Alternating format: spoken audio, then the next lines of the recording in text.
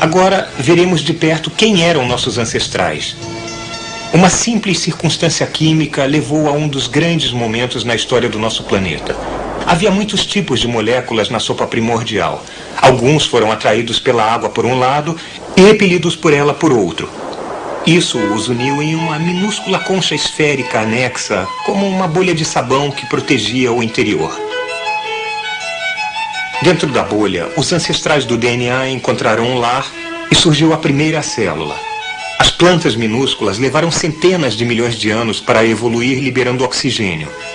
Mas esse ramo não levou a nós. As bactérias que respiravam oxigênio levaram mais 1 bilhão de anos para evoluir. De um núcleo nu, uma célula desenvolvida com um núcleo dentro. Algumas dessas formas, parecendo amebas, finalmente levaram as plantas. Outras produziram colônias com células interiores e exteriores, realizando funções diferentes. Virando um pólipo preso ao fundo do mar, filtrando comida da água e desenvolvendo pequenos tentáculos para dirigir a comida até uma boca primitiva. Este nosso humilde ancestral também levou a animais guarnecidos com peles espinhosas com órgãos internos, incluindo a nossa prima, a estrela do mar. Mas nós não viemos da estrela do mar. Há cerca de 550 milhões de anos, os filtros alimentadores desenvolveram fendas para guelras, que eram mais eficientes em filtrar partículas de comida da água. Um ramo evolutivo levou aos enteropneustos. Um outro levou a uma criatura que nadava livremente no estágio larval, mas quando adulta ainda estava firmemente ancorada ao fundo do mar. Alguns viraram tubos-ocos vivos, mas outros mantiveram as formas larvais através do ciclo vital e viraram adultos que nadavam livremente com algo parecido com uma espinha dorsal. Os nossos ancestrais agora, há 500 milhões de anos, eram peixes sem maxilares com filtros alimentadores, um pouco parecidos com lampreyas. Gradualmente, esses peixes minúsculos desenvolveram olhos e maxilares. Os peixes então começaram a devorar uns aos outros. Quem conseguia nadar rápido, sobrevivia. Quem tivesse maxilares para comer, agora podia usar as guelras para respirar o oxigênio na água. Foi assim que surgiram os peixes modernos.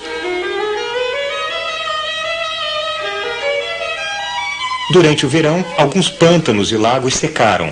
Então, alguns peixes desenvolveram um pulmão primitivo para respirar ar até chegarem às chuvas. Seus cérebros estavam ficando maiores. Se as chuvas não vinham, era útil poder seguir até o próximo pântano. Essa foi uma adaptação muito importante. Os primeiros anfíbios se desenvolveram ainda com uma cauda tipo peixe. Os anfíbios, como os peixes, botavam seus ovos na água onde eram facilmente comidos. Mas então uma nova invenção excelente apareceu. O ovo de casca dura, posto na terra onde não havia predadores. Os répteis e as tartarugas são dessa época. Muitos dos répteis que saíram do ovo em terra jamais voltaram para a água. Alguns viraram os dinossauros.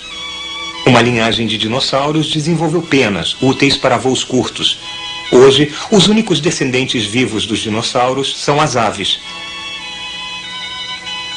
Os grandes dinossauros evoluíram ao longo de outro ramo. Alguns foram os maiores carnívoros que já existiram. Mas há 65 milhões de anos, todos eles morreram misteriosamente. Enquanto isso, os precursores dos dinossauros também estavam evoluindo em uma direção diferente. Criaturas pequenas e apressadas, com os filhos crescendo dentro do corpo da mãe. Depois da extinção dos dinossauros, muitas formas diferentes se desenvolveram. Os jovens eram muito imaturos ao nascerem nos marsupiais, o vombate, por exemplo, e nos mamíferos. Os jovens tinham que ser ensinados a sobreviver. O cérebro ficou maior ainda. Uma coisa parecida com o musaranho foi o ancestral de todos os mamíferos.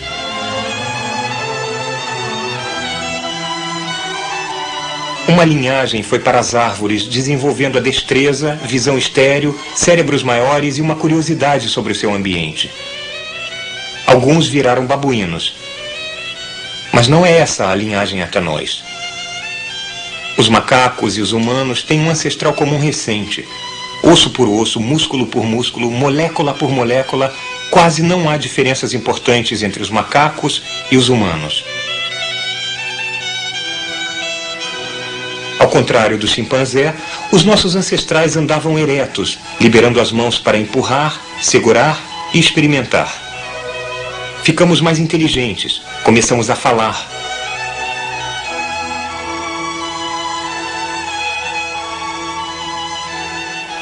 Muitos ramos colaterais da família humana se extinguiram nos últimos milhões de anos. Nós, com nossos cérebros e nossas mãos, somos os sobreviventes. Há uma ameaça contínua que se estende daquelas primeiras células até nós. Vamos vê-la de novo, comprimindo 4 bilhões de anos de evolução em 40 segundos.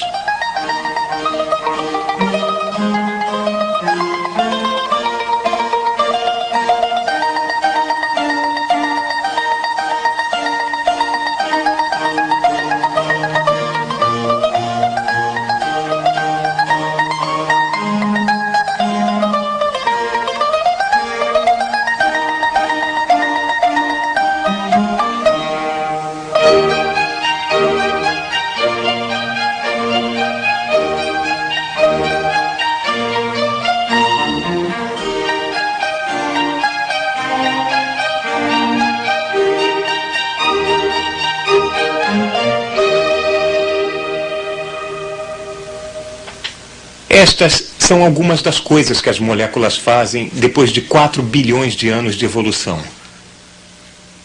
Nós, às vezes, representamos a evolução como as ramificações sempre crescentes de algum tronco original, com cada ramo aparado e cortado pela seleção natural.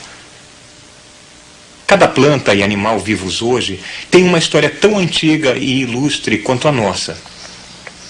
Os humanos ficam em um ramo, mas agora nós afetamos o futuro de cada ramo desta árvore de 4 bilhões de anos de idade.